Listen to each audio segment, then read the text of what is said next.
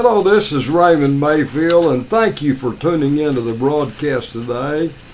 I want to tell you a little funny story today that happened in one of my pastorates many years ago. During that pastorate, we were having a baptismal service, and there were 8 people were being baptized. Among one of those was being baptized was a mentally challenged person, woman, and she was kind of heavy set, and I gave her instructions on how to hold her breath and cover up her nose, and instructions on how to walk very slowly down the steps into the baptismal tank because it would be real slick sometimes. When it came her turn, she came down the steps full blast. There was a mighty big splash in that tank.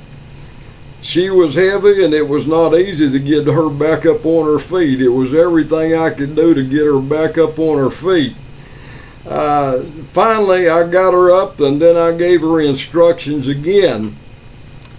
When I put her under the water again, she grabbed a hold of my pants and started trying to pull me down in the water with her.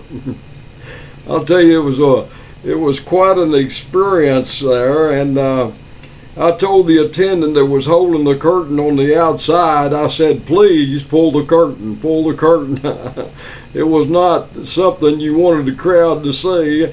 Of course, everyone in the crowd was laughing because it was so funny. It wasn't really too funny to me because it could have been a disastrous situation. When I finally pulled her up out of that water, a stream of water came over her mouth just like she was spewing out water out of her mouth. And then that got people a lot more tickled, and I'm glad she didn't swallow that water. And everyone was laughing except me. It wasn't too funny to me at the time because it could have been a disastrous situation. Finally, we were able to get her up out of that tank. I could read the headlines in the newspaper the next day, Pastor drowns a woman while conducting a baptismal service. It was funny. It's funny now, but it wasn't too funny to me right then.